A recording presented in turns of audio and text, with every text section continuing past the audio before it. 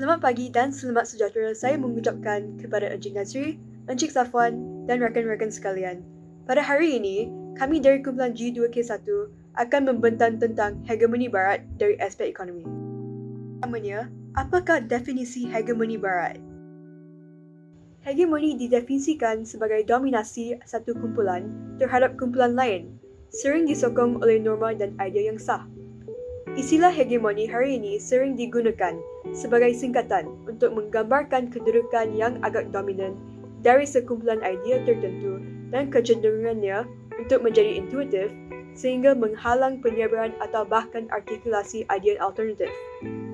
Istilah terkait hegemoni digunakan untuk mengenal pasti pelaku, kumpulan, kelas atau keadaan yang menggunakan kekuatan hegemoni atau yang bertanggungjawab untuk penyebaran idea hegemonik. Akhir sekali, istilah ekonomi bermaksud keadaan negara atau wilayah dari segi pengeluaran dan penggunaan barang dan perkhidmatan dan penawaran wang.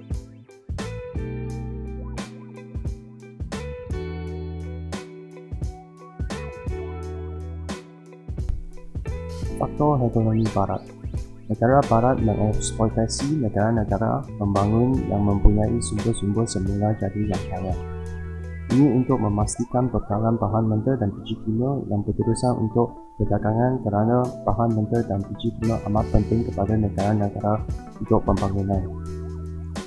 Hasilan bahan mentah dan biji kimia yang diperoleh dari sumber negara-negara menggalakkan negara Barat untuk menghasilkan pelbagai jenis barangan yang mahal.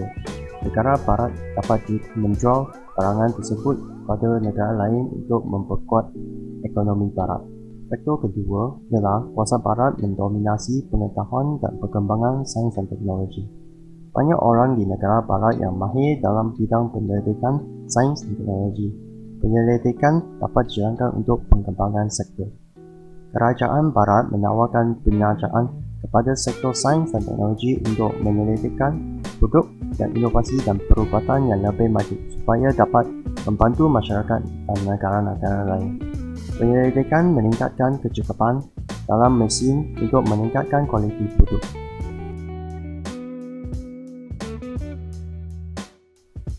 Faktor ketiga ialah syarikat-syarikat multinasional.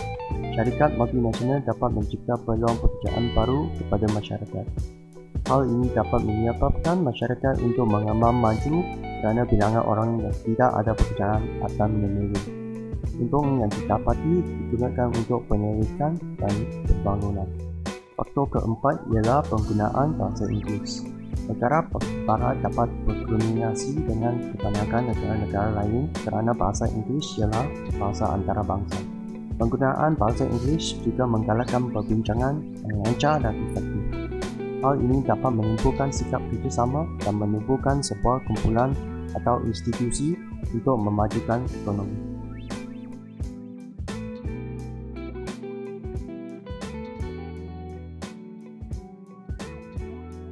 Terdapat beberapa institusi global. Salah satu institusi global adalah Tabung Kewangan Antarabangsa. Tabung Kewangan Antarabangsa adalah sebuah organisasi antarabangsa yang dibentuk pada tahun 1944 dan dirasmikan pada 27 Disember 1945. Dengan 29 negara anggota, IMF dipertanggungjawabkan dan ditadbir oleh 190 negara yang mempunyai keanggotaannya. IMF dibentuk untuk menyelia sistem kewangan dunia dengan mengikuti polisi makroekonomi negara anggota, menjamin kestabilan kewangan, memudahkan perdagangan antarabangsa, mempromosikan peluang pekerjaan yang tinggi, pertumbuhan ekonomi yang berterusan dan mengurangkan kadar kemiskinan di seluruh dunia. Tujuan utama IMF adalah untuk memastikan kestabilan sistem monetari antarabangsa. Contohnya, sistem kadar pertukaran dan pembayaran antarabangsa yang membolehkan negara dan warganya untuk bertransaksi dengan satu sama lain. Kedua adalah Pertubuhan Perdagangan Dunia (WTO).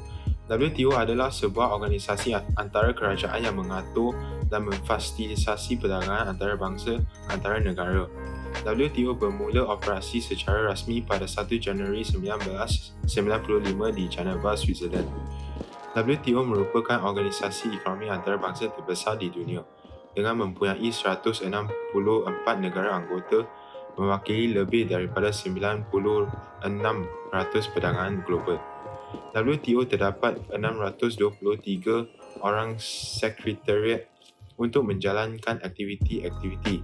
Sekretariat WTO terdiri daripada pakar-pakar dari berbagai aspek, contohnya peguam, ahli ekonomi, ahli statistik dan pakar komunikasi. Ini dapat membantu anggota WTO dengan memastikan bahawa perundingan berjalan lancar. Peraturan perdagangan antara diterapkan dengan betul dan dikuatkuasakan.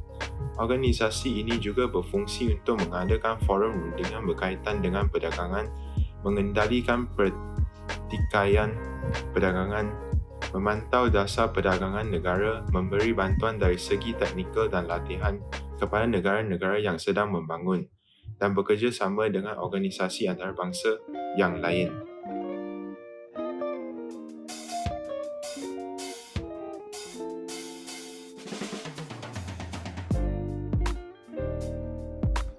Apabila kita berbicara mengenai kebaikan hegemoni Barat dari aspek ekonomi, dari sudut pandangan Malaysia, kita boleh mengatakan bahawa Malaysia sebagai sebuah negara yang berkembang maju dalam ekonomi kerana kejayaan ekonomi di Barat. Sama seperti keadaan lain, akan ada pemenang dan akan ada yang kalah. Tetapi negara-negara berkembang cenderung mengikutinya ketika ekonomi Barat berjalan lancar. Malaysia adalah salah satu negara pembangunan ekonomi. Kesannya ialah ia meningkatkan produktiviti dan pengeluaran, mencipta lebih banyak pekerjaan, menaikkan upah dan menurun harga produk.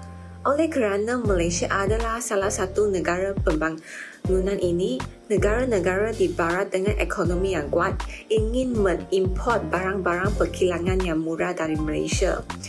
Ini dibuktikan bahawa Malaysia mempunyai pertumbuhan pendapatan dan perdagangan keempat terbanyak dari negara Asia lain kecuali China, Jepun dan Thailand.